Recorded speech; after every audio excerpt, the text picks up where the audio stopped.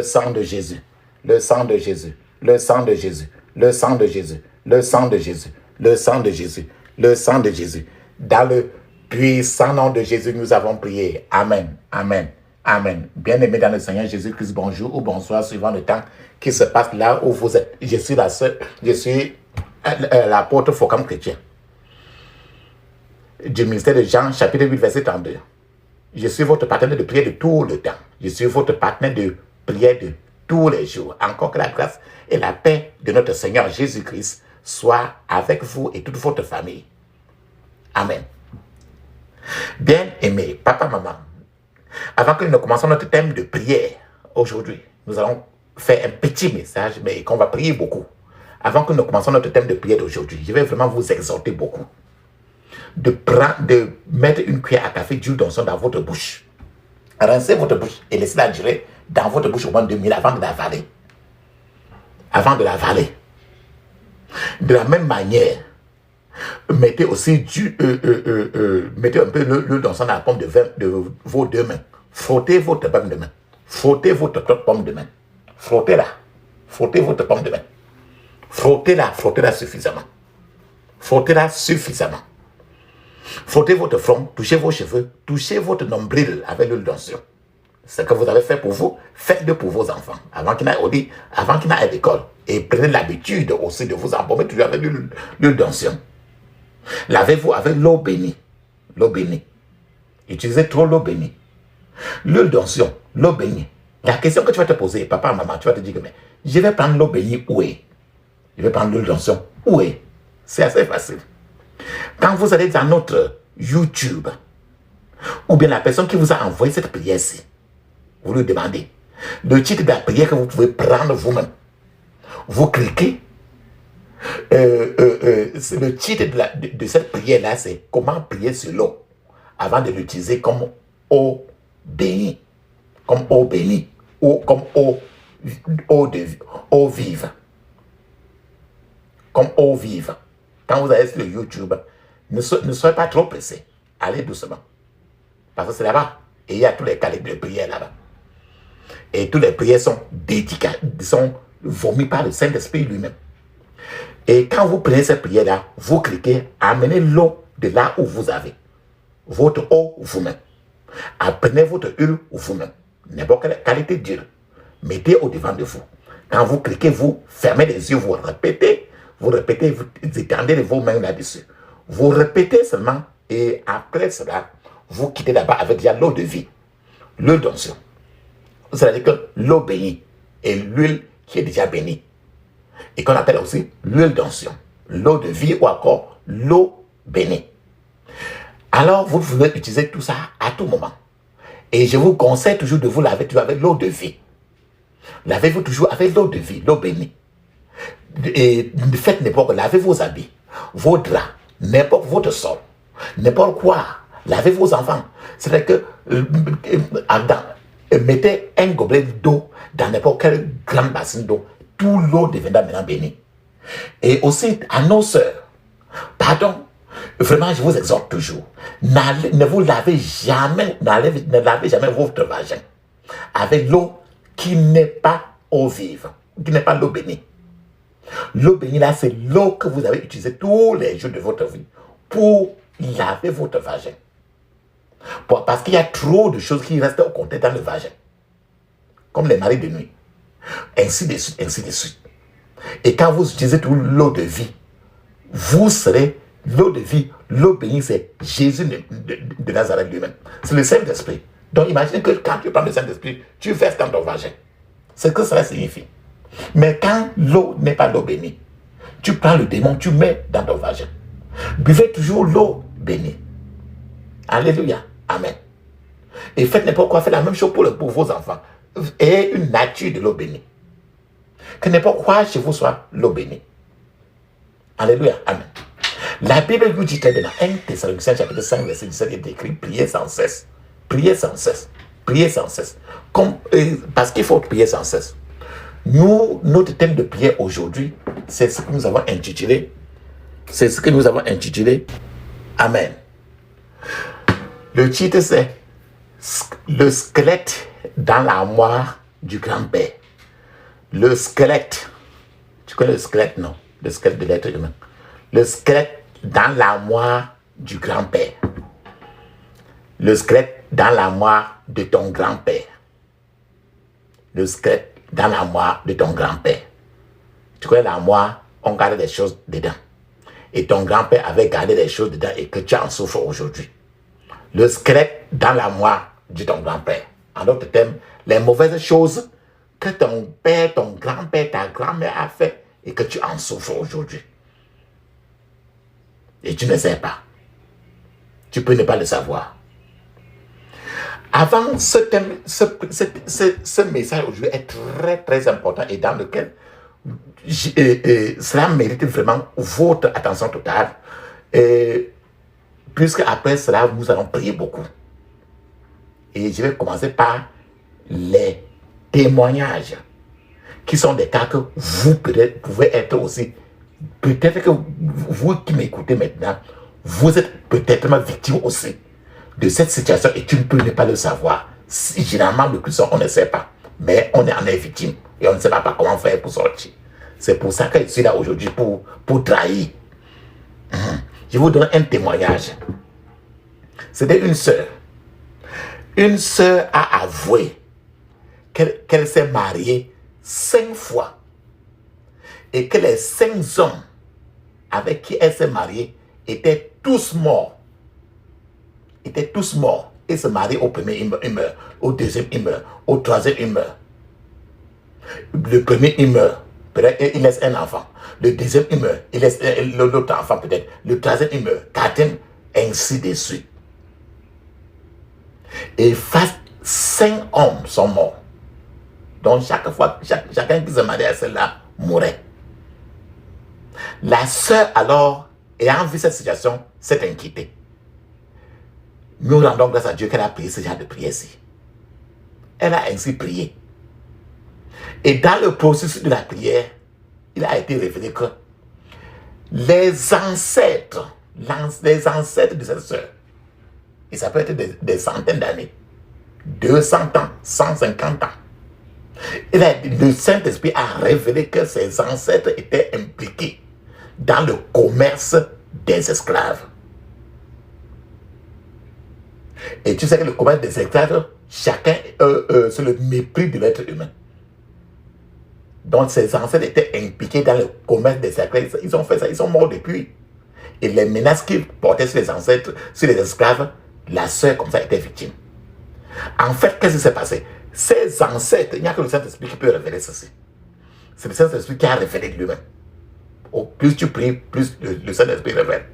Ces ancêtres avaient, les ancêtres de la sœur avaient l'habitude de broyer, de piler les bébés d'un jour d'âge qu'on vient de mettre au monde par les esclaves. Donc tu accouches, on prend l'enfant directement. On s'en va écraser l'enfant pour faire des remèdes de la magie, des choses magiques. C'est des occultes. Et généralement, tu sais, n'importe quelle femme, son enfant est très, très important pour lui. Et quand le grand-père, l'ancêtre de cette femme-ci, il faisait trop ça. Il prend les bébés d'un an, il pile pour tuer afin de faire des remèdes occultes. Et généralement, pendant que les bébés étaient broyés ainsi, dans le bilan, les mères esclaves, les mères de ces bébés qui étaient des esclaves, étaient toujours en train de vomir dans le silence des malédictions sur toutes les filles qui descendent de cet homme-là. Et c'était comme ça l'origine de la sœur, c'était comme ça l'origine des problèmes de la sœur-ci. Et ça s'est passé comme ça des milliers d'années, elle ne connaît même pas. Et c'est que le Saint-Esprit qui l'a révélé ainsi. Peut-être que c'est ton situation. Peut-être que c'est ta situation. Plus tu pries, plus tu découvres. Ce sont des problèmes profondément enracinés. Profondément enracinés. Je vais vous donner encore un témoignage. Un frère a témoigné un jour. Il est venu, il s'est plaint. Il a dit, Il a dit très bien qu'entre le mois de janvier et le mois de juillet, du mois de janvier au mois de juillet, le frère a dit que 11 membres de sa famille sont morts. Pendant de janvier en juillet, il a enterré 11 membres de sa famille. Et il ne restait plus que 2 survivants dans sa famille. Il était inquiet après avoir prié. Le frère a été révélé que leur père avait été surpris. Le père du frère, il avait été surpris en train de voler les ignames au champ. Et quand on a amené au tribunal du village, leur père a nié en public qu'il n'avait pas volé. Et le jury du tribunal du village lui a demandé de lancer une malédiction lui-même de sa bouche. Et on lui a dit de répéter ceci. On lui a dit de dire que si j'ai volé les ignames, que tous mes enfants alors meurent dans les 6 mois qui suivent. Et lui et le père là, il savait très bien qu'il a volé l'igname. Mais dans tout son orgueil, pour se couvrir, et faire croire qu'il était trop saint, il a dit, si j'ai volé les ignames, que tous mes enfants meurent dans 6 mois. Frères et sœurs, leur père a ainsi lancé une grave malédiction. Même si ce père-là savait bien qu'il était coupable.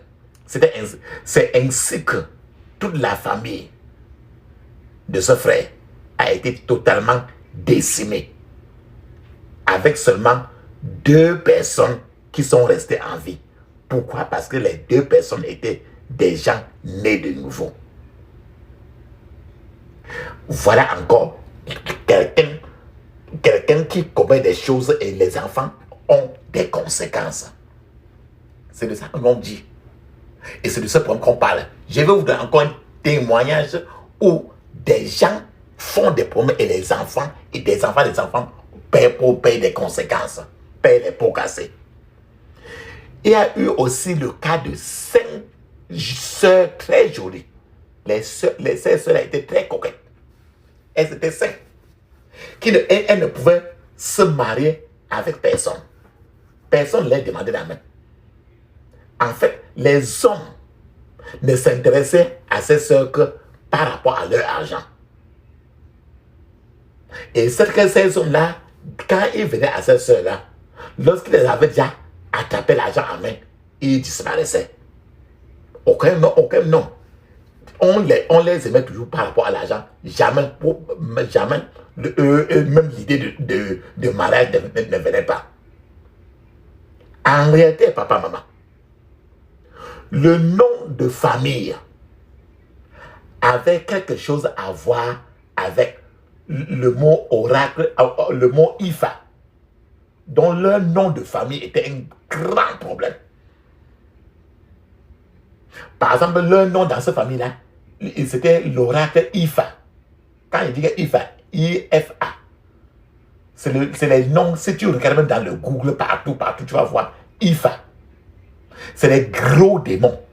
Et les noms de leur génération étaient Ifa.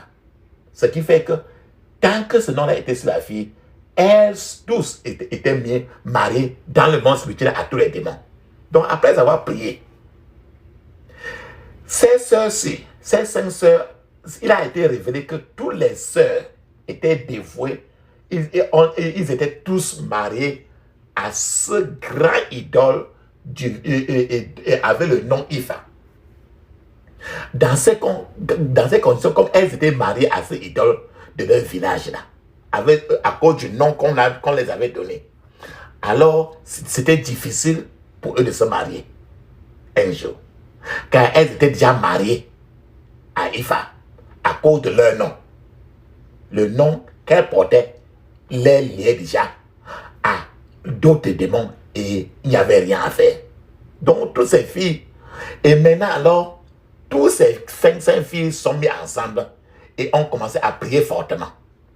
Et chacun répétait en disant, je me je divorce l'oracle, je divorce l'oracle Ifa au nom de Jésus. Je divorce l'oracle Ifa au nom de Jésus. Je ne sais pas quel nom vous avez dans vos familles. Ces noms-là, vous devez comprendre toujours que sont des noms toujours démoniaques. Qu'on vous a transmis et que vous transmettez encore davantage. Donc, elles ont commencé à prier toujours. Je me sépare de l'oracle Ifa au nom de Jésus. Je divorce de l'oracle Ifa au nom de Jésus. Elles priaient, tous les 5 filles ont prié ainsi. Pendant qu'elles continuaient et répétaient ces prières, comme tu vas le faire aujourd'hui. Ces 5 filles ont commencé à vomir les coris. Tu connais les coris blancs là, non? Les coris, c'est les choses qui viennent de l'eau.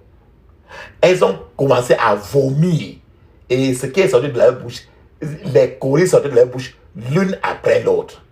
Parce qu'ils étaient consacrés à Ifa dans l'eau. Ils étaient mariés à Ifa. Tu connais que les coris, c'est les choses de l'eau, non? Aujourd'hui, quand tu écoutes comme ça là, tu vas prier aujourd'hui. Maintenant, quand je vous parle, 4 de ces filles sont mariées et je suis vraiment très rassuré que la 5e est en train de se préparer pour aller aussi en mariage. Je suis en train de vous dire que l'impossible n'est pas de Dieu.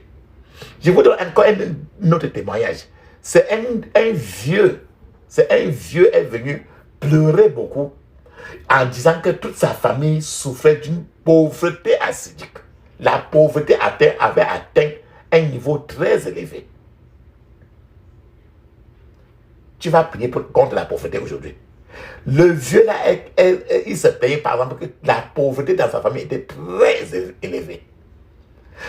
Quand le vieux là a commencé à prier à l'église, il a été révélé que son père avait volé quelque chose au village. Son père avait volé quelque chose au village. Et le propriétaire de cette chose-là a demandé à tout le monde qui a volé cela. Mais personne n'a admis l'avoir volé. Finalement, tout le monde a été obligé de jurer qu'il était l'un d'eux. Tous leurs enfants ne prospéraient pas. On a dit que chacun doit dire que si c'est moi qui ai volé, que mon enfant ne prospère plus. Donc on a dit ça et chacun d'eux a dit cela. Chacun a dit que si c'est moi qui ai volé, que mes enfants ne prospèrent plus. Et ce type-là aussi, son père alors a dit ainsi. La malédiction est restée et la pauvreté acidique a pris racine dans la vie de tous les enfants de cet homme. Y compris alors ce vieil homme-là. Parce que son père avait volé, il a pris maintenant la dette de ça, il a envoyé à sa génération. Il a dit que ma génération va payer, je meurs déjà. Une façon de te dire que papa, toi aujourd'hui tu peux être comme ça en train de payer les dettes de quelque chose que tu n'as pas payé. Cet homme-ci est venu se plaindre à cause de la pauvreté acidique, à cause du grand-père qui a volé. Et quand on l'a réclamé, il a dit, je n'ai pas volé, alors c'est mes enfants qui vont payer. Ça veut dire que c'est ce qu'on appelle les dettes ancestrales. Frères et sœurs, et ceci met toute la lignée de la famille dans la servitude ancestrale, dans la prison ancestrale. Je vais vous donner encore un autre témoignage pour que nous comprenions, pour que nous comprenions très clair. Quand je dis comme ça, regarde encore ta famille et quand tu vas prier aujourd'hui avec les yeux fermés, Dieu peut révéler ta propre situation. Parce que ce sont des choses que tu ne peux même pas savoir si le Saint-Esprit lui-même ne te révèle pas. C'est pas qu'il va révéler à quelqu'un pour qu'il te dise. Je donne encore un autre témoignage. Une sœur était encore dans le ventre de sa mère quand sa part de problème a commencé. En fait, sa mère avait des problèmes. Et sa mère est donc allée voir un marabout féticheur du quartier pour avoir l'aide. Le marabout féticheur a dit à sa maman là que le bébé qu'elle a le dos là deviendra sa femme si le marabout l'aide.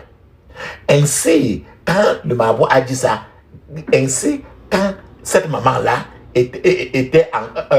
quand cette soeur-là était encore bébé, chaque fois que sa maman allait au marché, elle appelait le marabout féticheur à côté et lui disait que qu'elle était venue comme ça le saluer avec sa femme.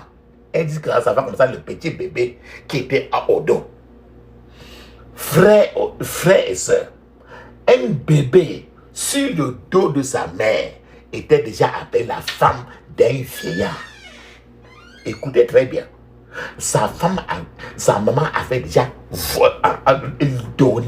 avait déjà créé un grand problème, un grand squelette pour déposer sur l'enfant.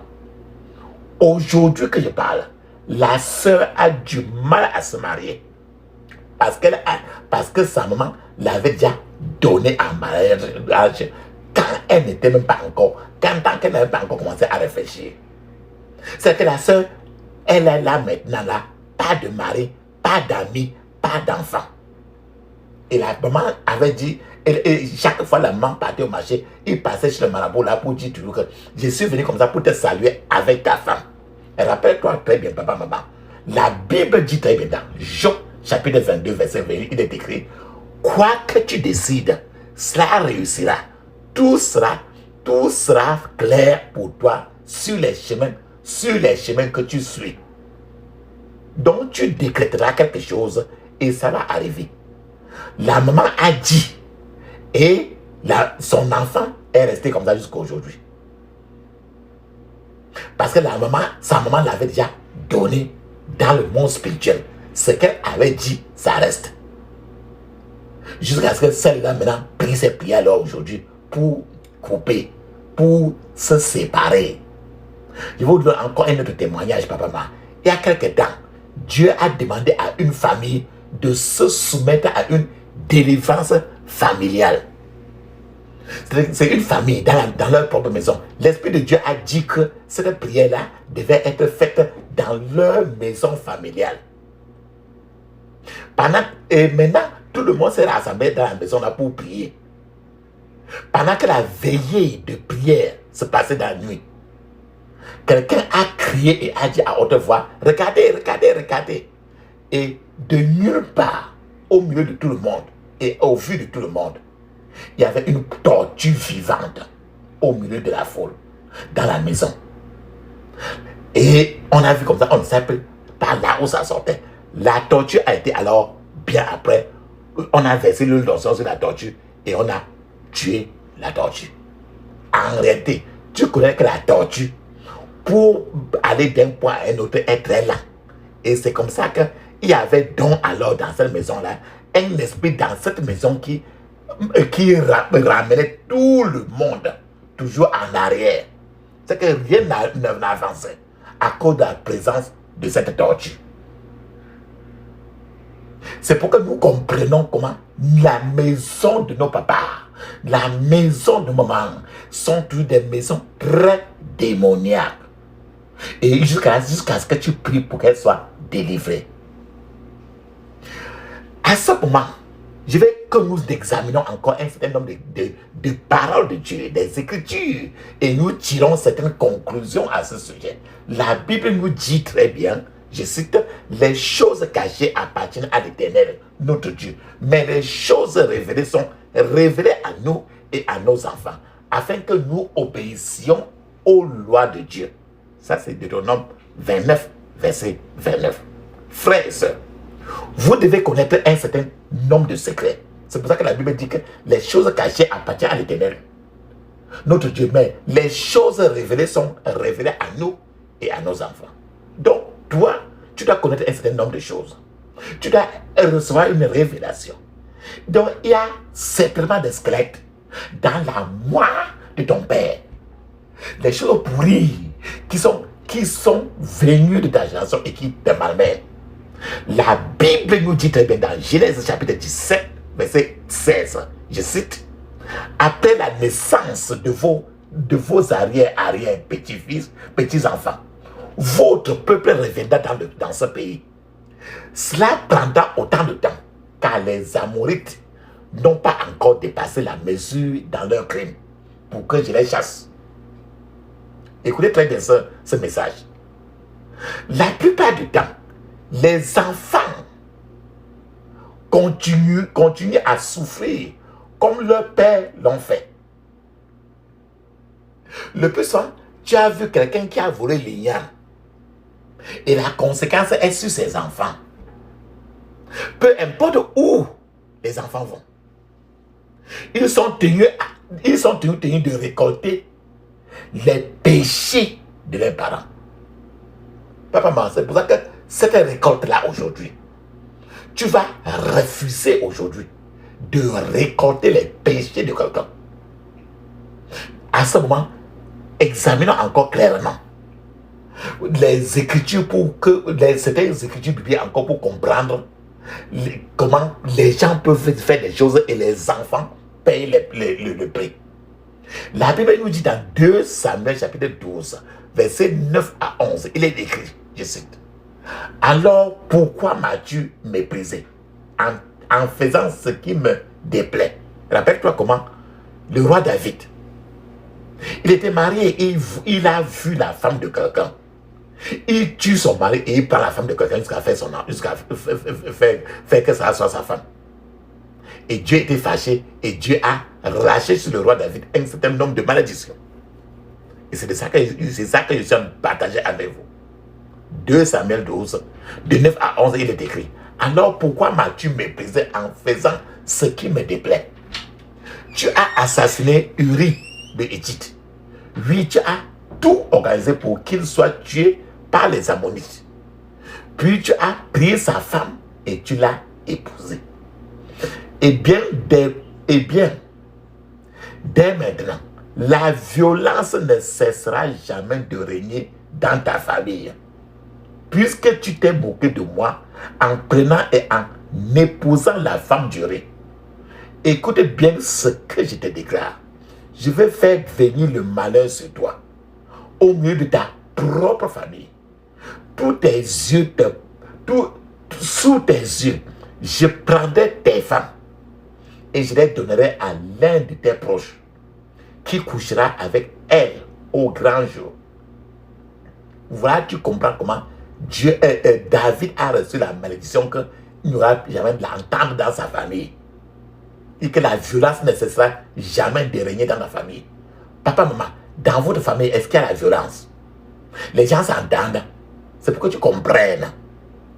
Mais avant, le plus souvent, avant de chercher à avoir une autre femme, chercher à aller de femme en femme, d'homme en homme, regardez les conséquences. Voici David qui a de lui porter les conséquences. Il a fait quelque chose et il a reçu la sentence. Et ses enfants vont payer. Les Salomon, ainsi de suite. Je suis en train de vous dire un certain nombre de choses. Avez-vous remarqué que les membres de votre famille se luttent trop entre eux? Quand ils se rencontrent, il n'y a pas leur père, ils se rencontrent pour lutter. C'est la même malédiction qu'on a déposée sur David, qui est certainement dans votre famille, à cause de la délinquance sexuelle. C'est parce que David a fait la délinquance sexuelle qu'il a reçu la malédiction que la violence soit tout dans sa famille. Si la violence est dans votre famille, alors vérifiez l'armoire de votre grand-père. Il se peut qu'il y ait un squelette de problème à l'intérieur. La troisième chose que Dieu a dit à David qu'il ferait se trouve dans le verset de 2 Samuel 12, 1. Il a dit, je vais faire venir le malheur sur toi du milieu de ta propre famille. C'est la honte, non? Sous tes yeux, je prendrai tes femmes et je les donnerai à l'un de tes proches, qui couchera avec elle au grand jour. Regarde dans ta famille, s'il n'y a pas trop de honte, s'il y a des choses qui sont terribles et qui font même que tu te demandes si, pourquoi tu es même membre de cette famille-là. C'est ce genre de malédiction. Vous pouvez voir le nombre de malédictions que le roi David a récolté à cause d'un acte de sexe. Il a porté un grand nombre de malédictions. Avec ce verset, un très grand nombre de malédictions qui pour verser comme ça sur la tête de ses enfants. Ses enfants n'étaient pas là quand cela s'est passé. Quand le roi David était en train de monter sur la femme de quelqu'un, quel enfant du roi David était là? Mais voilà Salomon qui va se lever maintenant, avoir des milliers, des pères de lui sans femmes. Mais les enfants du roi David ont porté aussi la peine des péchés que David a portés. C'est de ça que nous parlons aujourd'hui. Certaines de ces choses, plusieurs choses que tu souffres aujourd'hui, tu n'es que victime des choses que quelqu'un a fait dans ta famille. Paternel comme maternel. Frère et sœurs, qu'est-ce que je vais vous dire? La prière que je vais vous demander de faire aujourd'hui portera sur des choses qui se sont passées dans ta lignée familiale il y a de ça 200 ou même 400 ans. Tu ne peux pas savoir si ce n'est pas le Saint-Esprit. Je vous ai dit ça dès le début. Je vais partager avec vous que Lamentation chapitre 5, verset 7, il est écrit, je cite, « Or, nos ancêtres ont péché, mais ils ont disparu. Et c'est nous qui portons la peine de leur faute. » Tu vois que c'est terrible, non? Quelqu'un pêche et les autres portent les conséquences. C'est ce qui se passe. Parce que dans le sperme de l'homme, c'est le sang. Et le sang, c'est tout ce que la personne fait comme de bon, comme de mauvais dans ce sperme. Quels étaient les péchés qui ont été portés? Quels sont les péchés que les enfants ont portés? Quelles sont les fautes qu'ils ont portées? La Bible nous dit très bien que Lamentation 5, verset 7, il dit que « Or, nos ancêtres ont péché, mais ils ont disparu. Et c'est nous qui portons la peine de leur faute. » Tu peux être en train de porter la peine des fautes de quelqu'un maintenant. C'est de ça qu'on va citer. Et c'est bien écrit dans Lamentation chapitre 5, de verset 8 à 18. Les peines que tu en souffres, je peux être en train de souffrir, tu peux être en train de souffrir. Mais des choses que tu n'as pas faites, mais tu es là, tu en souffres. Lamentation 5, 8 à 10, il est dit, je cite, « Des esclaves sont nos maîtres. » C'est-à-dire que les gens qui devaient être rien, ils sont devenus des patrons. Tu peux voir par exemple quelqu'un qui a le doctorat, il finit l'école, il s'en va à la maison maintenant, quelqu'un qui n'a pas été à l'école le recrute pour travailler. C'est de ça qu'on parle. Des esclaves sont nos maîtres. Et personne n'est là pour nous délivrer d'eux. Personne. Puisque la même personne aussi, que tu vas le voir, lui aussi, il a la même chose. C'est une création aussi de même.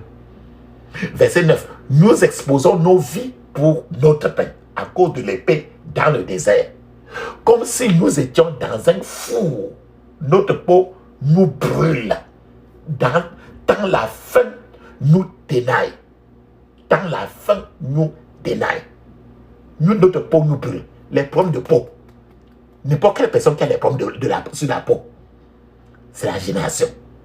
Les problèmes de la pauvreté, la famine, c'est les problèmes de la génération. Verset 11. On fait violence aux femmes dans Sion et aux jeunes filles dans les villes de Juda. Ça veut dire que si tu es marié et ton mari, quand tu entends qu'on a tapé une femme, l'a tuée, qu'on a coupé la tête d'une femme, qu'on l'a violée et l'a jeté en bordure de route, que les fous sont montés, ça veut dire que dans la génération partenaire ou partenaire, il y a un problème. Il y a un problème. Parce que c'est ça qui est écrit. Il dit que on fait violence aux femmes dans Sion, aux jeunes filles dans les villes de Juda. Tu vois une femme, c'est une femme est trop prostituée. Tout le monde monte sur elle, monte sur elle. Elle va de mariage à mariage, elle n'est jamais atterrie. Elle ne se contrôle plus parce que c'est les choses de la génération. Le manque de se marier, le mariage est tardif, et tout ce qui entoure le mépris de la femme. Le fait qu'on regarde la femme comme si rien du tout, c'est ça que nous parlons.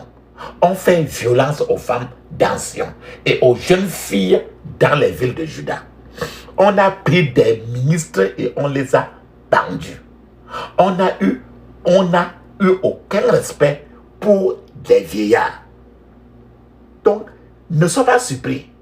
Ayant peut-être 65 ans, 80 ans, c'est un peu comme ton enfant vient te gifler et te jeter même dehors. Pas de respect du vieillard. Verset 13. Des jeunes gens portent la meule du moulin. Les garçons trébuchent sous la charge de bois.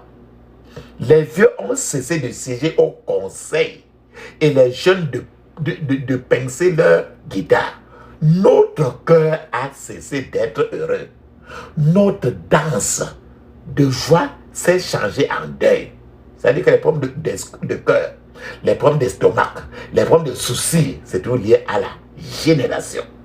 Notre danse, notre joie s'est changée en deuil. C'en est fini de notre dignité. Quel malheur pour nous d'avoir trahi le Seigneur. Si nous sommes atteints jusqu'au cœur, si nos yeux se voilent de larmes, la montagne de Sion est en ruine. Les renards la parcourent. Dans les problèmes des yeux. As-tu les problèmes des yeux? N'importe quoi, si tu en as quelqu'un qui a les problèmes des yeux, c'est lié à la génération. Les problèmes de la peau, c'est lié à la génération. Les soucis, toutes ces choses, c'est lié à la génération. Les problèmes, manque de honte pour quelqu'un qui est devenu la risée de tout le chacun, c'est le problème de la génération. C'est ça que c'est dit dans Luc, dans Lamentation chapitre 5 de 8 à 18. Tous ces problèmes que je viens de citer, tous ces mots, le mal, sont ceux que les enfants de Dieu ont souffert à cause des péchés des parents. Des péchés de tes parents, que tu le saches ou pas, qui étaient morts depuis longtemps et que tu ne connais même pas. Quand tu as à peine, plusieurs à peine reconnaissent même leur grand-père. Combien de fois les grands-pères sur plus de 100 ans, tu vas les connaître pas comment. Mais tu es parti du cordon ombilical jusqu'à toi. Comme toi aussi maintenant, ce que tu poses aujourd'hui et que tu as les enfants, tes enfants vont encore porter le mal que toi tu mets. C'est pour ça que le Seigneur voudrait que toi et moi, nous sémons la bonne graine et non porter les charges pour mettre sur nos enfants. En fait, nous sommes en train de payer des dettes ancestrales. C'est que payer une dette que tu n'as pas contactée. C'est des dettes ancestrales. Aujourd'hui, tu dois refuser de payer cette dette-là. Jésus lui-même a dit beaucoup de choses dans la Bible. À chaque fois que Jésus a dit cela, ses disciples ont compris ce qu'il voulait dire. Ce que les disciples ont compris, toi et moi, nous pouvons ne pas connaître cela. En fait, les Juifs savaient que leur grand-père pouvait avoir des squelettes dans leur armoire. C'est-à-dire que des choses cachées qui détruisent la génération. C'est pour ça que je vais partager avec vous maintenant Jean chapitre 9, verset 1 à 2. Il est écrit, je cite: comme Jésus poursuivait son chemin, il vit un homme qui était né aveugle. Ses disciples lui demandèrent: Maître, de qui est-ce le péché qui a fait naître cet homme aveugle? Est-ce le péché de cet homme ou celui des parents? Comme tu vas voir, on a demandé à Jésus que celui-ci souffre comme ça, il est aveugle. Il est aveugle parce que c'est lui qui a cherché les problèmes pour devenir aveugle, ou bien il a dû payer la dette de ses ancêtres. Ceci parce que les disciples de Jésus savaient déjà que les pommes de dette ancestrales étaient là, sur la ligne. Les Juifs savaient que quelque chose pouvait arriver à quelqu'un à cause de ce que son père avait fait. Attends, je vais partager encore avec vous Matthieu 27, de 24 à 25, il est écrit. C'est toujours encore comment quelqu'un peut maudire sa génération. Matthieu 27, de 24 à 25, il est écrit. Quand Pilate vit qu'il n'arrivait à rien, mais que l'agitation augmentait, Pilate prit de l'eau, se lava les mains devant la foule et dit, je ne suis pas responsable de la mort de cet homme. C'est votre affaire. Toute la foule répondit, que les conséquences de sa mort retombent sur nous et sur nos enfants. Écoute très bien. Le peuple juif a bien répondu que les conséquences de la mort de Jésus, qu'il porte ça et qu'il partage aussi à la génération future. C'est comme ça que plusieurs gens aujourd'hui sont en train de porter les conséquences des choses que les gens ont fait. On a répondu que les conséquences de sa mort retombent sur nous et sur nos enfants. Nos enfants, ça veut dire que la génération à venir. Donc ça veut dire que quelqu'un qu'on n'a pas encore conçu dans les 100 ans qui viennent, il est déjà en prison. Et c'est de cette prison-là qu'il te faudra sortir aujourd'hui. Les Juifs qui ne se présentaient pas, qui se présentaient devant Pilate, ils ont dit que le sang de Jésus devait retomber sur eux. Malheureusement, ils ont dit, pas seulement sur eux, mais sur aussi les enfants. Prenant ainsi une dette encore pour déposer sur les innocents enfants qui vont venir. Aujourd'hui, papa, maman, les enfants d'Israël souffrent encore à cause de ce serment, de ces mots qui a été dit quand Jésus était crucifié, que les pères ont fait à eux-mêmes et leurs enfants. Leurs parents ont acquis de nombreuses malédictions à leur sujet. Il a dit que les conséquences de la mort de Jésus retombent sur nous et sur nos enfants. Donc, ils cherchent des problèmes et quelqu'un qui n'est même pas encore né. Mais il est né déjà, il sort du ventre déjà en prison. Je prie pour que tout mal que vous traversez aujourd'hui à cause de ce que vos parents ont fait soit annulé aujourd'hui dans le puissant nom de Jésus. Frère, il y a un passage des Écritures qui me dérange le plus que ceux que j'ai cités aujourd'hui. C'est surtout 1 Samuel chapitre 3, verset 4. 1 Samuel chapitre 3, verset 4. Attends, je te dis un peu ce qui se passe dans 1 Samuel chapitre 3, verset 4. C'est pourquoi j'ai juré à la maison d'Élie que la méchanceté de sa famille ou de sa maison ne sera pas purifiée par des sacrifices et des offrandes jusqu'à toujours. Élie, c'est en 1 Samuel chapitre 3, verset 14. Dieu comme ça a maudit le pasteur Élie. Le pasteur Élie dans 1 Samuel 3, 4. Parce que les enfants de Élie, à la sortie de l'église, les enfants de Élie souillaient trop Dieu, malmenaient le peuple d'Israël. Et Élie était complaçant, il ne disait absolument rien. Et c'est pour ça que Dieu a pris la génération d'Élie. Il a dit, c'est pourquoi j'ai juré à la maison d'Élie que la méchanceté de sa famille ou de sa maison ne sera pas purifiée par des sacrifices et des offrandes jusqu'à toujours. Il dit que quelqu'un qui viendrait de la génération de ce Élie-là ne donnera jamais rien pour enlever cette malédiction que Dieu a placée. Aucun sacrifice ne pourra enlever. Parce que Élie a été maudit et ça va aller de génération en génération. Ce passage montre que quiconque de la maison d'Élie et de la génération à venir devrait continuer toujours à implorer la miséricorde, puisque son iniquité, le péché qu'Élie a fait, ne pourra jamais être purgé par aucun sacrifice qu'on donne. Frères et sœurs, c'est un problème sérieux pour quiconque d'opérer, de vivre sous ce genre de malédiction, une malédiction de fer. C'est-à-dire que tu ne peux rien et c'est là.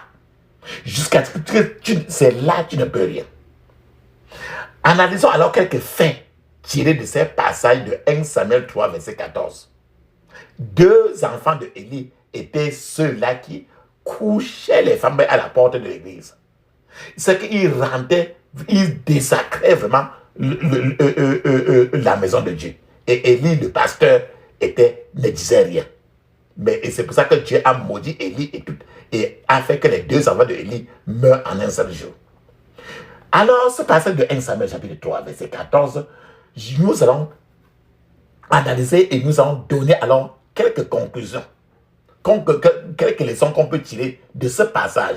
La première conclusion que nous pouvons tirer de 1 Samuel chapitre 3, 14 est que vos parents pourraient vous mettre dans de graves problèmes spirituels. Vos parents peuvent vous mettre dans de graves problèmes spirituels. Le prophète Élie, le pasteur Élie, de 1 Samuel 3, 14, ses enfants faisaient quelque chose, ils ne disaient absolument rien. C'est pour ça que Dieu a ciblé au contraire Élie. Il a dit la maison d'Élie. Il a ciblé au contraire le père de la maison. Et le pasteur, alors il a maudit. Donc c'est Élie qui a apporté tous les problèmes de sa génération.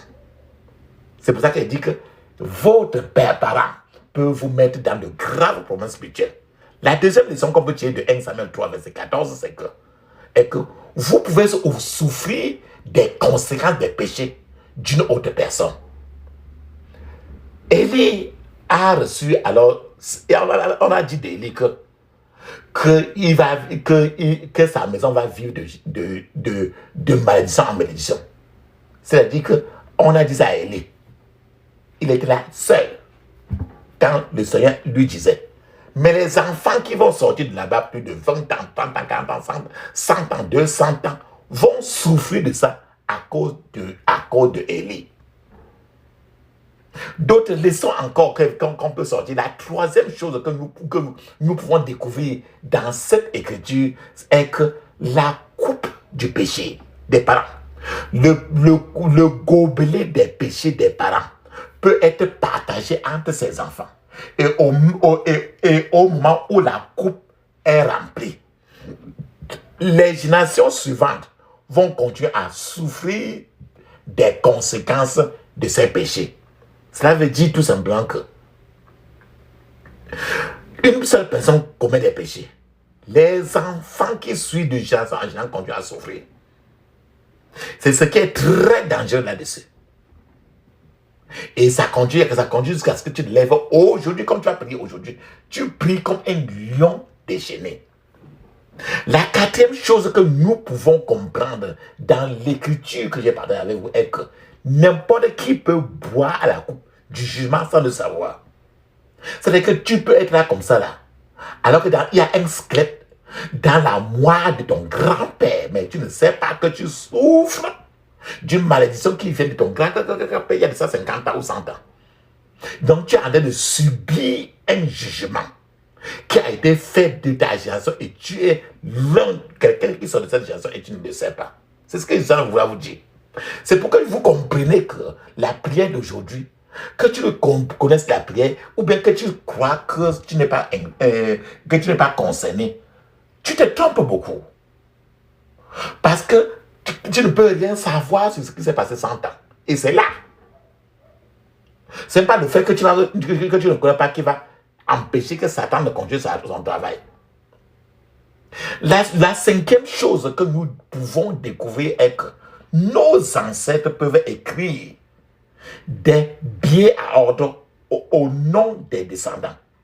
C'est-à-dire que nos ancêtres peuvent prendre des dettes et que ses descendants payent ces dettes-là pour toujours. C'est-à-dire qu'ils ont pris des dettes et les descendants vont continuer à payer. Et le paiement ne finira jamais. Il n'y a que le sang de Jésus. Pendant que tu pries, il n'y a que le sang de Jésus qui va enlever, qui va payer maintenant cela totalement. En dehors du sang de Jésus, il n'y a rien. Donc nos ancêtres peuvent écrire des billets à ordre au nom des idents. Quand je dis billet à ordre, tu vas te dire que le billet à ordre, c'est quoi? Un billet à ordre sont des thèmes commerciaux.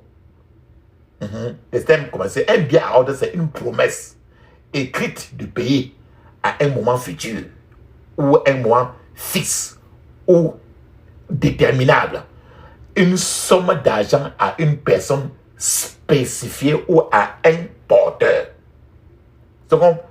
Tu sais ce qu'on appelle un chèque au porteur. Ça veut dire que qui que ce soit a le chèque en main, il peut recevoir ou bien il doit payer. C'est pour ça que tu arrives de cette génération-là, tu ne sais pas, mais tu payes. Jusqu'à ce que tu fasses cette prière-ci pour que le sang de Jésus, maintenant, paye à ta place. La sixième chose que nous avons également, que nous avons également réalisé est que nos ancêtres peuvent lancer des malédictions sur leurs propres enfants. Le plus souvent, ils ont fait. Et d'une manière, une chaîne de malheur peut attacher peut embraser toute une famille à une seule malédiction que le papa a fait ou bien la maman a fait, peut embraser toute une famille. Encore une fois, la punition peut être liée à un lieu géographique. Par exemple, la famille du quartier, tel quartier. Mais cette punition-là s'est passée dans tel quartier. Quelqu'un qui est issu de ce quartier, dont l'argent, il est issu de ce quartier-là, et qui le quartier, il change de pays même. Parce qu'il est issu de ce quartier-là, il va dans n'importe quel pays sur la terre. Cette malédiction va continuer à le suivre. Les conséquences peuvent être observées à n'importe quel endroit particulier où quelqu'un de ce lieu géographique se trouve.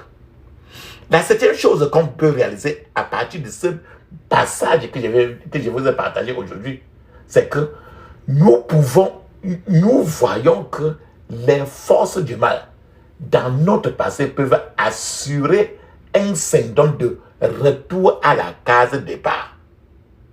Donc, c'est qu'il peut faire que quelqu'un de cette génération-là soit toujours en train de faire une course de retour à la case de départ. C'est-à-dire que qu'est-ce que cela signifie? Qu'est-ce que cela signifie? Ça veut dire que peu importe à quel point la personne monte, progresse dans la vie, la même personne reviendra toujours à la case de départ à cause des problèmes de la génération paternelle ou maternelle. Peu importe, par exemple, jusqu'à quel point la personne devienne riche, cette même personne, un certain 4 matin, reviendra toujours au niveau de la pauvreté. Pourquoi? Parce que c'est ça que nous appelons le symptôme de retour à la case de départ. De cela dit que le spectre de la pauvreté. Aujourd'hui, tu vas prier. Quand tu entends le mot pauvreté aujourd'hui, tu vas prier encore suffisamment. La huitième chose que nous apprenons également des Écritures est que les parents peuvent aller chercher les problèmes meurtriers pour la famille. C'est les mêmes parents qui vont chercher les problèmes, blessent dans la famille. Et c'est les mêmes parents qui courent par-ci, par-là pour chercher la solution à ces problèmes. Nous avons donné l'exemple de cette maman-là qu'elle avait les problèmes, elle est partie voir un marabout. Le marabout a épousé l'enfant qui n'avait même pas un an au dos. Et maintenant, peut-être la maman est morte depuis. Et maintenant, l'enfant, à un certain niveau, maintenant, ni mari, ni rien. Parce que dans le monde spirituel, il y a marié à un marabout. Donc, c'est les mêmes parents qui cherchent les grands problèmes, essaient dans la famille, et les mêmes parents sont en train de porter maintenant des problèmes pour aller de part et d'autre pour chercher des solutions. Comme s'ils étaient innocents. La neuvième chose que nous avons également découvert dans ce verset est que la disgrâce C'est-à-dire que le mépris, l'humiliation peut être la marque de fabrique d'une famille. L'humiliation, la saleté, des choses trop sales qui fait salir trop cette famille. Je donne un exemple. Le Seigneur a dit au roi David, le roi David a tué le mari de quelqu'un, il a pris la femme. Voilà le problème de sexe. Et le Seigneur a dit au roi David, tu as couché en secret avec la femme d'un homme que tu as tué. Mais je ferai en sorte qu'un autre homme couche ouvertement avec ta propre femme. Quand cela a commencé, papa, maman, quand Dieu a dit ça, et quand ça s'est passé, c'est le propre fils du roi David qui a commencé à coucher dans la maison du roi David. Pour que la honte, dans ta famille, il y a comme un inceste. Où les gens se couchent entre eux. Où les gens ont les enfants entre eux. C'est de ça, et tout ça, c'est à cause de la génération. As-tu vu quelqu'un qui a un homme qui a un enfant avec son enfant fille? As-tu vu une femme qui a conçu et c'est son enfant garçon qui a mis l'enfant? As-tu eu le grand frère et la petite soeur qui sont accouplés et ont eu un enfant? Même le grand frère et la petite soeur, ils sont même père, même mère. C'est l'humiliation. C'est de ça que le mépris est total. Tout ça, c'est la génération. C'est de ça que nous parlons. La deuxième chose que nous pouvons encore imaginer, quand je parle comme ça, papa, maman, regardez très bien votre famille. Pour que quand tu lances les prières aujourd'hui, tu saches ce que tu as en train de faire. La deuxième leçon que vous pouvez tirer des Écritures, en particulier du livre de Lamentation. J'ai insisté sur le livre de Lamentation. C'est que les squelettes dans la moire de votre grand-père peuvent conduire à ce que les esclaves dominent sur les enfants de Dieu. La Bible dit que tu seras la tête, jamais la queue. Mais à cause des choses de la génération, les enfants de Dieu deviennent toujours la queue et non la tête. Les squelettes dans la moire de ton grand-père, dans la moire de ton grand-père, peut conduire à un manque d'accès à la délivrance parce que la personne qui est affectée ainsi va toujours aller dans des églises où il ne sera pas exposé à la délivrance.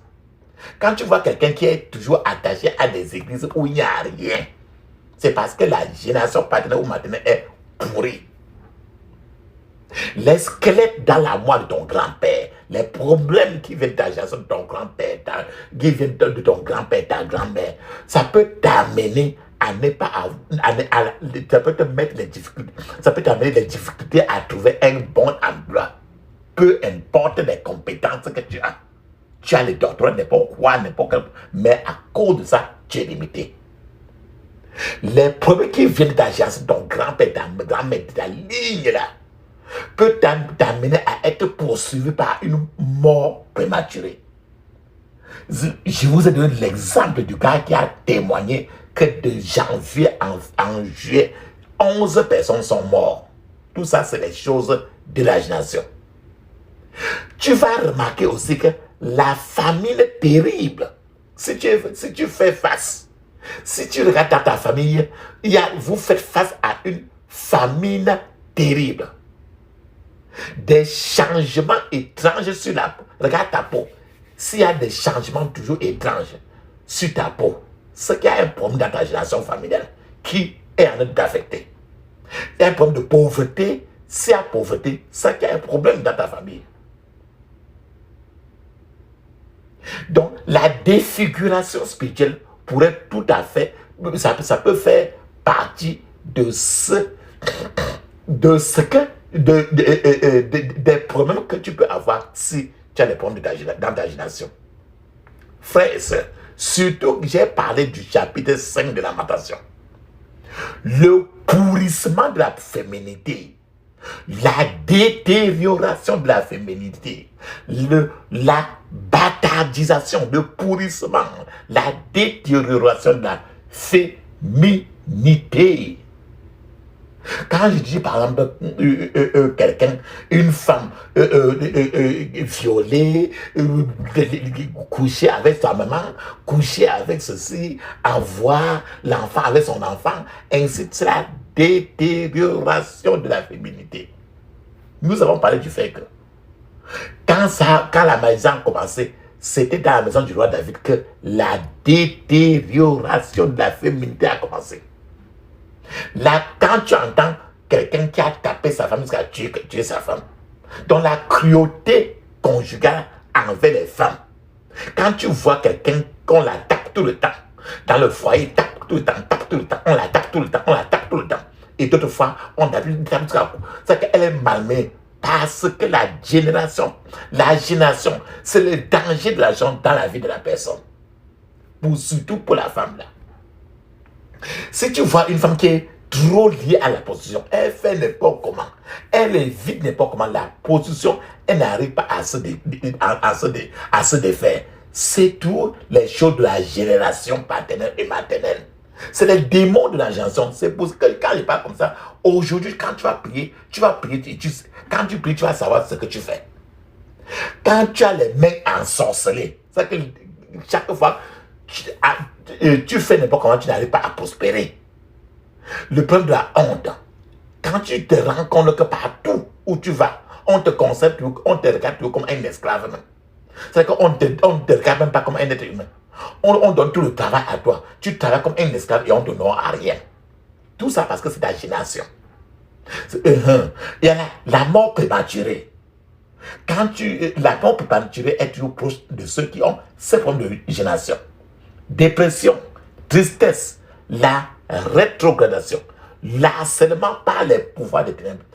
Tout ceci sont les conséquences qu'il y a les squelettes dans votre lignée ancestrale et que aujourd'hui, papa, maman, vous devez purger, vous purger totalement de toutes ces choses-là. Frères et sœurs, les malédictions lancées sur les parents peuvent souvent être plus violentes même sur les enfants. Je répète encore, quand quelqu'un reçoit une malédiction, si toi là où tu es là comme ça, si tu as déjà un enfant, tu vas quelque part, quelqu'un t'insulte et il te maudit.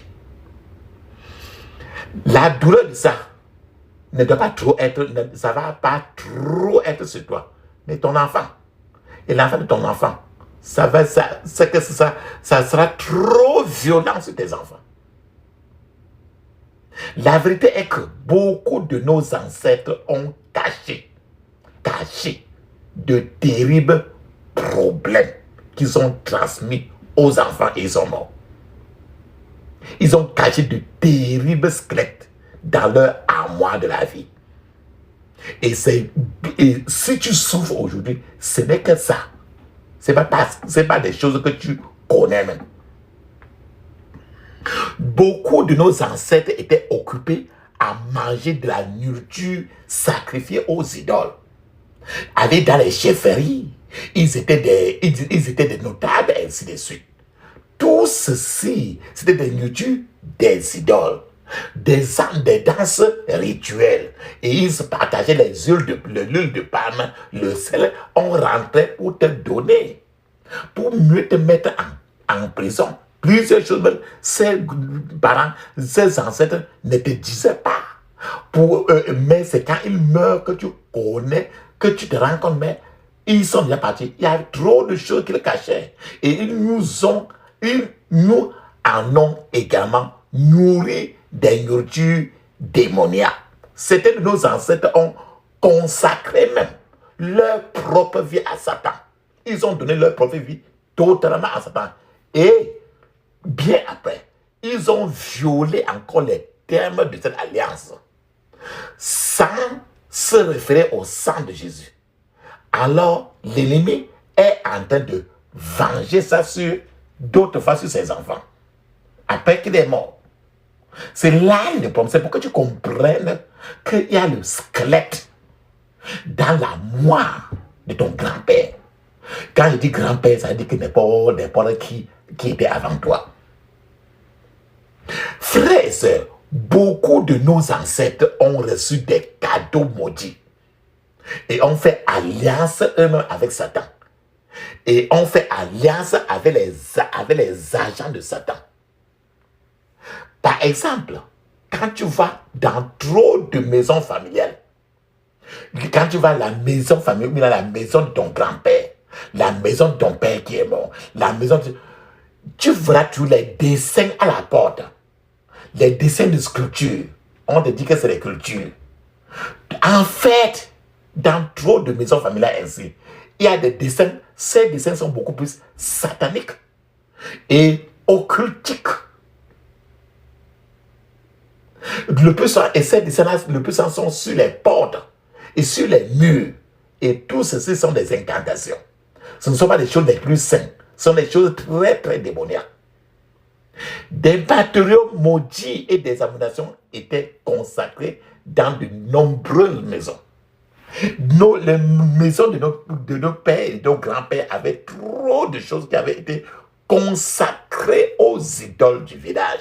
Et ils étaient là comme ça. Ils restaient là et toi, tu grandissais là-bas. Et tous ces démons-là entraient dans toi. Beaucoup de nos ancêtres honoraient les démons. Adoraient les démons. Vivaient dans des maisons démoniaques. Beaucoup de nos ancêtres cultivaient sur des terrains, sur des terres, sur des champs, ensorcelés, maudites. Quand ils récoltent, ils mangent, ils te donnent pour que tu manges. C'est là ton problème aujourd'hui. Ils sont morts et toutes ces choses sont encore dans ton corps et tu veux avancer. Il dit, tu n'avances pas parce que toi, tu as été consacré à moi. Beaucoup de nos ancêtres étaient membres des loges sataniques. Et ils étaient membres aussi d'autres organisations sociales très démoniaques. De la chefferie, dans la société, dans le quartier. Certains d'entre eux, nos ancêtres-là, utilisaient même des pouvoirs, des grands pouvoirs contraires à la présence de Dieu pour atteindre leurs objectifs. Par exemple, quand tu trouvais un chasseur qui va le plus souvent au compter dans la nuit et pour tuer les gorilles, pour tuer les chimpanzés, ils utilisaient le plus souvent des pouvoirs sataniques pour aller pouvoir se transformer et ainsi de suite. Ils avaient donné leur vie totalement à Satan.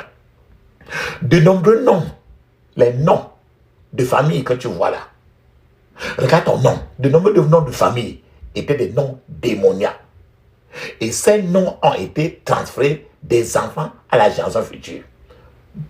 Toi-même aujourd'hui, quand tu as accouché ton enfant, tu as dit que je vais le nommer avec le nom de mon grand-père, de ma grand-mère. En fait, tu n'as que porté le joug de la souffrance que ton père a transféré à toi pour remettre encore à ton enfant.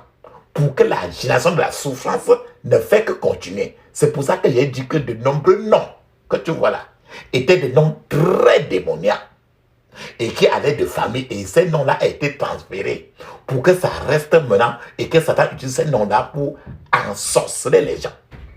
Toutes ces choses ont créé alors des problèmes des squelettes dans la moelle des générations d'enfants de la nature. Ça a créé des problèmes dans nos vies, dans ta vie, dans la vie de tes enfants. C'est pourquoi, papa, il est temps d'agir vite, très vite, pour que la chose ne continue plus. La question que tu vas te poser, c'est que, mais, quelle est alors la voie de sortie? Oui. Ce que vous devez faire, c'est de, premièrement, tout d'abord, confesser profondément et sincèrement le péché que tu connais. Tous les péchés que tu connais. Confesse-le, ferme tes yeux et tu les relates parce que Dieu te voit, il t'écoute. Ne va pas dire à quelqu'un. Confesse à haute voix dans ton privé. Dis-le et tu prends ton temps. Ne sois pas pressé. De deux, vous devez détruire toutes les collections ancestrales qui sont de nature mauvaise. C'est-à-dire que, par exemple, si ton grand-père en quittant t'a laissé une bague, tu sais que ces bagues-là sont parties de quel bureau et quel bureau ancestral. c'est quel bureau démoniaque. Tu dois verser l'huile d'onction là-dessus et détruire. Maintenant, la troisième chose à faire est de briser et de détruire toutes les malédictions générationnelles par la prière. Tu vas le faire aujourd'hui. Nous allons faire à la prière. La troisième chose est d'inverser l'effet de ces pouvoirs sataniques sur ta vie. Tu vas le faire aujourd'hui. La cinquième chose à faire est de vous libérer des malédictions et de la prison satanique afin que votre vie puisse avancer et cette fois-ci avancer aussi rapidement. Frères et sœurs, je ne vais vous dire que quoi? Nous servons un Dieu qui se spécialise dans la réalisation de l'impossible. C'est-à-dire qu'impossible n'est pas lui. Lorsque les hommes semblent avoir abandonné parce qu'ils ont tiré la conclusion qu'il n'y a pas moyen, c'est en ce moment que Dieu viendra démontrer sa puissance et sa capacité à faire l'impossible. La sixième chose, papa, maman, c'est que vous devez faire, ce que vous devez faire est de barricader votre vie et votre appartenance avec la puissance dans le sang de Jésus. Pour que le vengeur du sang et les poursuivants maléfiques ne puissent pas vous faire de mal. La septième chose, frères et sœurs,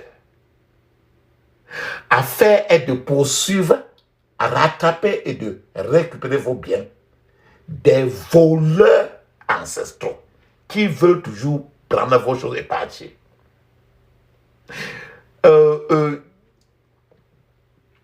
Pourquoi je dis cela? Je sais que tu as prié il y a beaucoup. Tu as déjà souvent prié. Beaucoup de gens prient aveuglement, croyant en Dieu, pour une percée. Et les gens ne savent pas qu'il y a un squelette dans la moire de leur grand-père qui travaille contre eux. Dans la moire de leur grand-père qui travaille contre eux. Ils prient beaucoup, rien n'avance. Mais ils ne savent pas que la génération est un problème. Ils ne savent pas qu'ils sont en train de porter les dettes de quelqu'un qui est déjà parti depuis des centaines d'années.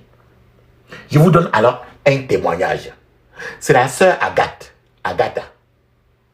Agatha était la meilleure étudiante du département de mathématiques dans une certaine université. C'était un jour, pendant les cours à l'université, Agatha est devenue subitement folle. Le père de Agatha est venu et a amené Agatha à l'église pour qu'on prie pour elle. Alors à l'église, pendant que l'église priait pour Agatha, le Seigneur a dit, ne vous embêtez pas de prier pour Agatha. Et le Seigneur a dit de dire au père de Agatha d'aller au salon du grand-père de Agatha. Et il a dit que au salon du grand-père de Agatha, et le grand-père de Agatha était encore vivant, il a dit que le père de Agatha aille au salon du grand-père de Agatha. Il a dit qu'il y a un cercueil enterré dans le salon. L'homme devait enlever le cercueil de ce salon-là, déterrer le cercueil et détruire le cercueil. Et alors, Agatha devait maintenant retrouver la santé.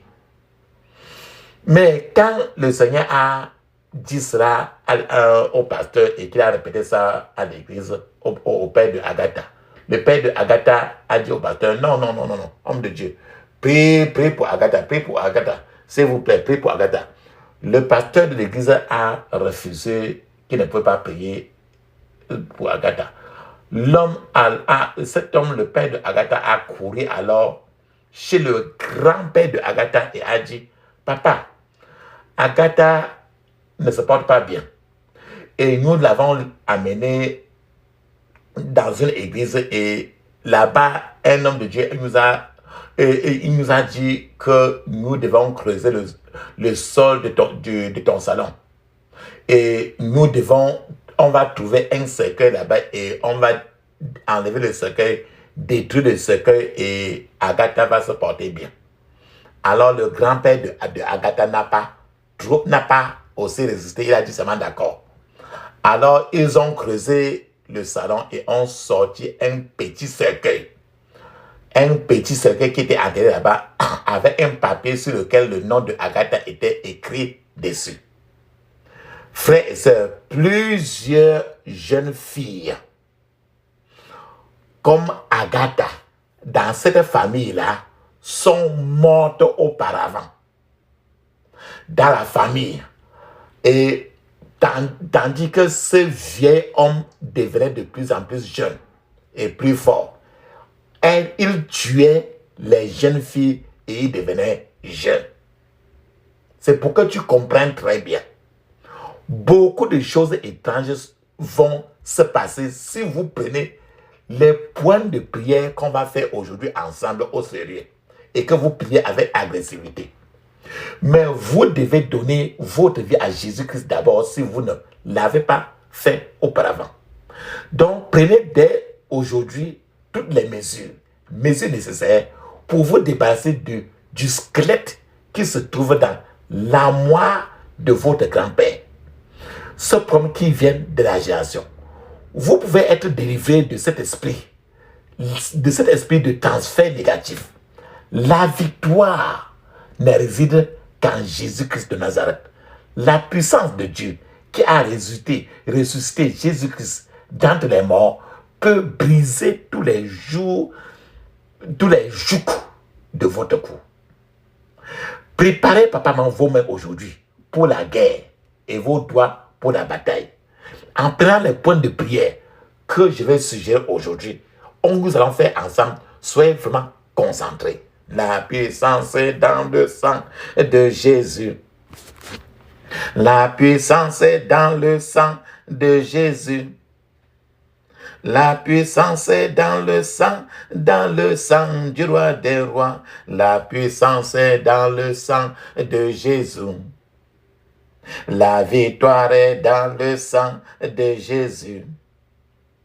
La victoire est dans le sang de Jésus. La victoire est dans le sang du roi des rois. La victoire est dans le sang de Jésus. Le pardon est dans le sang de Jésus. Le pardon est dans le sang de Jésus. Le pardon est dans le sang du roi des rois. Le pardon est dans le sang de Jésus. Alléluia. Amen. Ferme tes yeux, ouvre ta bouche. Dis ceci. Je couvre mon esprit, mon âme, mon corps et toutes mes possessions du sang de Jésus. Je couvre mon esprit, mon âme, mon corps et toutes mes possessions du sang de Jésus. Dans le puissant nom de Jésus, j'ai prié. Amen. Ferme tes yeux. Dis ceci. Étranger caché dans le temple de ma vie. Étranger caché dans le temple de ma vie. Sortez maintenant au nom de Jésus. Sortez maintenant au nom de Jésus. Dans le puissant nom de Jésus, j'ai prié. Amen. Ferme tes yeux, dis ceci. Étranger des ténèbres dans ma vie. Étranger des ténèbres dans ma vie. Mourez au nom de Jésus. Mourez au nom de Jésus. Mourez dans le puissant nom de Jésus, j'ai prié. Amen. Ferme tes yeux, dis ceci. Tout ce qui a été planté dans ma vie par la méchanceté de maison. Tout ce qui a été planté dans ma vie par la méchanceté de maison. Meurs au nom de Jésus. Meurs au nom de Jésus. Dans le puissant nom de Jésus, j'ai prié. Amen. Ferme tes yeux, dis ceci. Pharaon de la maison de mon père. Pharaon de la maison de mon père. Laisse-moi partir au nom de Jésus. Laisse-moi partir au nom de Jésus. Dans le puissant nom de Jésus, j'ai prié. Amen.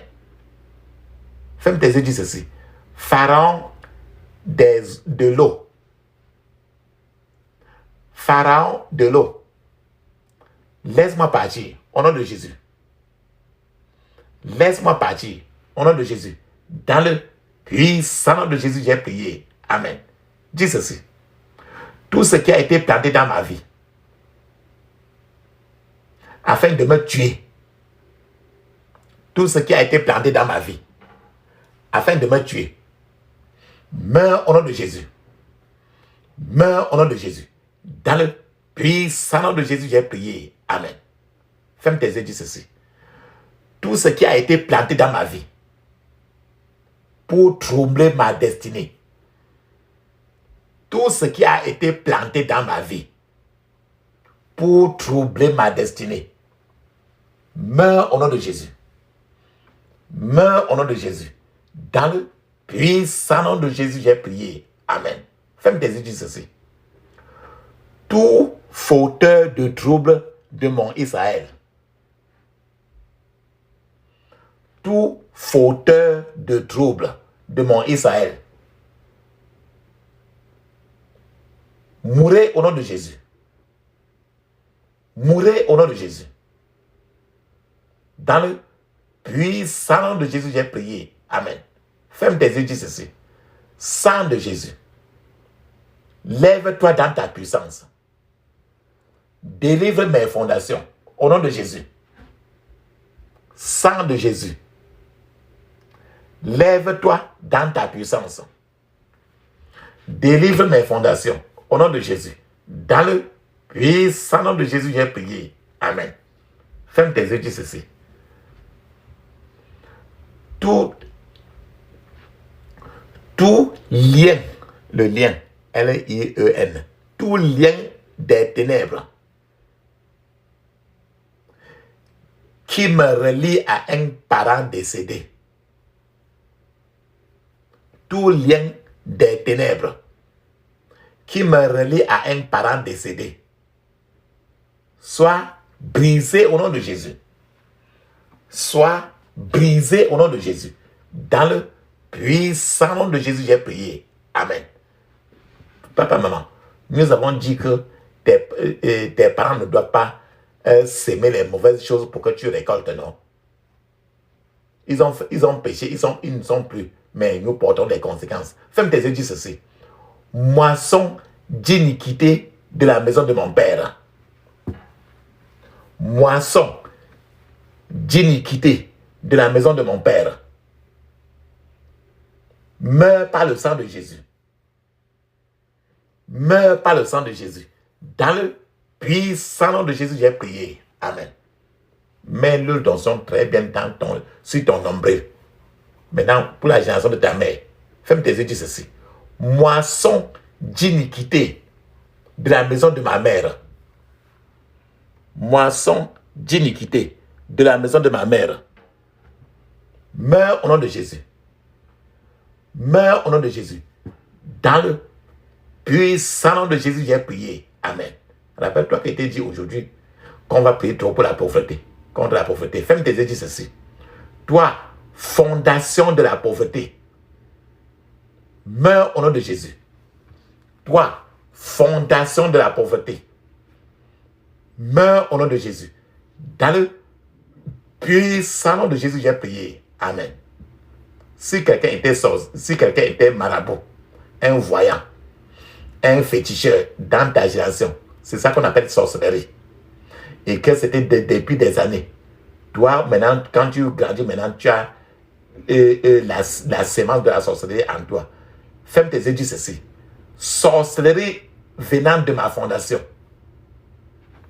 Sorcellerie venant de ma fondation. Meurs au nom de Jésus. Meurs au nom de Jésus. Dans le puissant nom de Jésus, j'ai prié. Amen. Je vous ai dit toujours que, je vous ai dit aujourd'hui que tu deviens n'importe riche, n'importe comment. Quand il y a un problème dans ta génération paternelle et maternelle, tu deviens riche n'importe comment, tu rentres toujours encore, tu rentres toujours au point zéro, au point de commencement.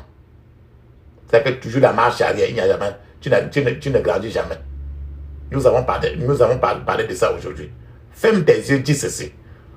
pouvoir dangereux dans ma fondation, qui place ma vie en marche arrière. Pouvoir dangereux dans ma fondation, qui place ma vie en marche arrière, soit calciné au nom de Jésus. Soit calciné au nom de Jésus. Soit calciné au nom de Jésus. Dans le puissant nom de Jésus, j'ai prié. Amen. Ferme tes yeux, dis ceci. Tout pouvoir de sorcellerie délégué contre mon progrès. Tout pouvoir de sorcellerie délégué contre mon progrès. Meurs au nom de Jésus. Meurs au nom de Jésus. Dans le puissant nom de Jésus, j'ai prié. Amen. Je vous ai dit que tu vas prier aujourd'hui pour que tes choses commencent à marcher. Parce que le plus souvent, quand il y a des problèmes dans la jason paternelle et maternelle, et que tu es victime alors de ça, trop de choses échouent toujours. Ferme tes yeux, dis ceci. Toute flèche d'échec, toute flèche d'échec, retourne contre ton envoyeur au nom de Jésus. Retourne contre ton envoyeur au nom de Jésus. Retourne contre ton envoyeur. Dans le puissant nom de Jésus, j'ai prié. Amen. Ferme tes yeux, dis ceci. Où est l'Éternel, le Dieu d'Élie? Où est l'Éternel, le Dieu d'Élie? Lève-toi par le feu. Poursuis mon poursuivant. Au nom de Jésus. Poursuis mon poursuivant. Au nom de Jésus. Poursuis mon poursuivant. Dans le puissant nom de Jésus, j'ai prié. Amen. Maintenant, je vous ai dit que nos grands-parents ils avaient donné leur vie totalement à Satan. Mais devant toi et moi, ils ressemblent comme très innocents, trop chrétiens. Et maintenant, on paie les prix de ça. Ferme tes yeux, dis ceci. Tout hôtel de Satan dans ma lignée familiale, tout hôtel de Satan dans ma lignée familiale, meurt au nom de Jésus. Meurt au nom de Jésus. Dans le puissant nom de Jésus, j'ai prié. Amen. Ferme tes yeux, dis ceci. Toute servitude territoriale qui marche contre ma destinée, toute servitude territoriale qui marche contre ma destinée, meurt au nom de Jésus. Meurt au nom de Jésus. Dans le puissant nom de Jésus, j'ai prié. Amen. Ferme tes yeux, dis ceci. Pouvoir dangereux dans ma fondation qui contrôle ma vie. Pouvoir dangereux dans ma fondation qui contrôle ma vie. Soit dispersé au nom de Jésus. Soit dispersé au nom de Jésus.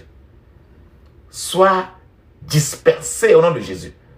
Dans le puissant nom de Jésus, nous avons prié. Amen. Papa, maman, mets une pause. Tu vas parler en langue 7 minutes. Le parler en langue est écrit dans Marc 16, 17. Actes des Apôtres, chapitre 2, de 1 à 5. C'est encore écrit dans plusieurs parties du Nouveau Testament. Pendant que tu es en train de parler en langue, je serai toujours en train de t'attendre. Vas-y maintenant.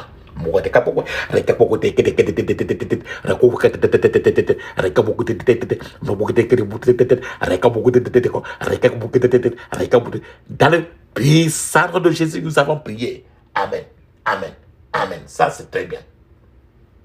Je vous ai dit aujourd'hui qu'à cause de la Lamentation, chapitre 5, de 8 à 18, qu'il y a trop de frustration quand des choses de la jason comme ça sont en toi. Tu es trop frustré, il n'y a pas de paix, il n'y a pas de santé, il n'y a pas de joie. Le problème de la peau, la mort prématurée, les problèmes de la peau, les problèmes des yeux, ainsi de suite. Et la dévalorisation des femmes. On tue les femmes, on tape tous les femmes, ainsi de suite. Donc ça produit trop de frustration. Ferme tes yeux, dis ceci. Tous ces pans et scorpions de la frustration. Tous ces pans et scorpions de la frustration. Meurs au nom de Jésus. Meurs au nom de Jésus. Dans le puissant nom de Jésus, j'ai prié. Amen. Ferme tes yeux, dis ceci. Joug du sanctuaire familial sur ma vie. Joug du sanctuaire familial sur ma vie. Joug du sanctuaire familial sur ma vie. Soit brisé au nom de Jésus. Soit brisé au nom de Jésus. Soit brisé au nom de Jésus. Dans le puissant nom de Jésus, nous avons prié. Amen. Frères et sœurs, ferme maintenant ta bouche. Ferme tes yeux, ouvre ta bouche. Tu as déjà levé tes prières à Dieu beaucoup. Et maintenant, c'est le temps de fermer tes yeux. Ouvre ta bouche, de garder le calme, un grand calme pour que si Dieu a à te parler, il te parle. Donc, garde le calme, ne dis pas Amen. Ne dis pas merci. Pendant que tu es calme ainsi, je serai en train d'appeler le Dieu d'Élie. Et quand nous appelons le Dieu d'Élie, il peut seulement répondre toujours par le feu. Parce qu'il est un feu dévorant. Alors je vais appeler pour toi et moi. Dans ce temps, ne dis pas Amen. Ne dis pas merci. Ferme tes yeux. Ouvre ta bouche. Feu, feu, feu, feu, feu. Feu, feu, feu, feu, feu. Feu, feu, feu, feu, feu. Feu, feu, feu, feu, feu, feu. Dans le puissant nom de Jésus, nous avons prié. Amen. Amen. Amen. Ça, c'est très bien. Ferme tes yeux. Dis ceci. J'interdis toute contre-attaque, regroupement, renforcement contre moi et ma famille. Au nom de Jésus. J'interdis toute contre-attaque, regroupement, renforcement contre moi et ma famille. Au nom de Jésus. Dans le puissant nom de Jésus, j'ai prié. Amen. Ferme tes yeux, dis ceci. Je scelle toutes mes prières dans le sang de Jésus. Je scelle toutes mes prières dans le sang de Jésus. Dans le puissant nom de Jésus, nous avons prié. Amen. Dis Amen cette fois. Amen. Amen. Amen. Amen. Amen. Amen. Amen. Ça, c'est très bien ça. Maintenant, il est temps de parler en langue 7 minutes. Mais je vous conseille toujours de parler en langue au moins 30 à 1 heure de temps. Et cette prière, faites cette prière pendant au moins 3 jours à 7 jours. Et le plus souvent dans la nuit, ça vous aidera beaucoup. Ne faites pas cette prière une seule fois. Parce que c'est des choses qui sont là dans au moins 100 à 200 ans. Je vous ai dit cela. Et quand quelque chose qui a trop duré, suffisant enraciné, ce n'est pas une prière d'une seule fois qui va les enlever. Il faut insister d'autres fois. Faites la pause. Alors, on parle en langue.